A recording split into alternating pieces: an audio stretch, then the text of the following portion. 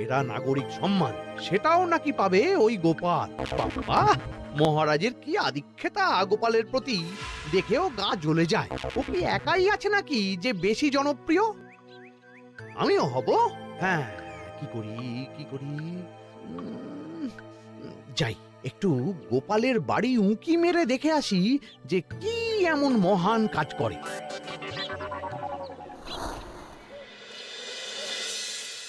ও দিদা, শরবতটা দারুণ হয়েছে গো। হ্যাঁ, প্রাণটা জুড়িয়ে গেল। আর একটু খাবি নাকি তোরা? না না গিন্নি, বেশি শরবত খেলে বাকি কিছু আর খেতে পারবো না। তুমি বরং ওই তরমুজ, জাম, যা যা ফল এনেছি সব এনে দাও। আচ্ছা আচ্ছা, সেই ভালো।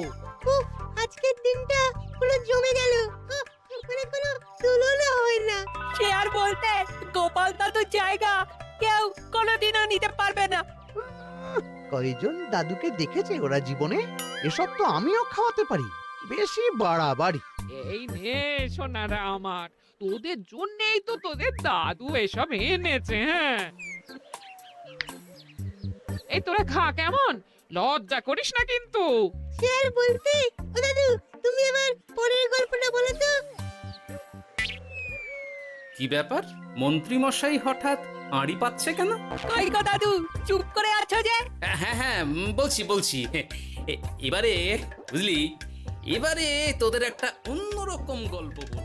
দূর, আরে কি বলছে সব ঠিক করে শোনাও যাচ্ছে না। আর একটু ভালো করে উঁকি দি।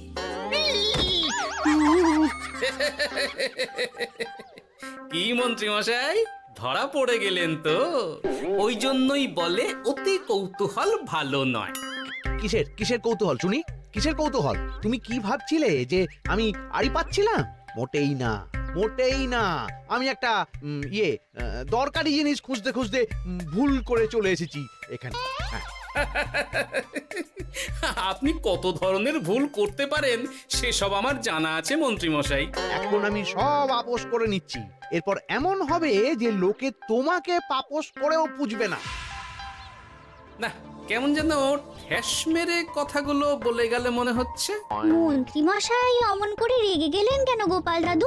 আমিও তো সেটাই ভাবছি রে। যাকে সেসব বাদ দে, নে আমরা বরং গল্পে ফিরি। সেই ভালো।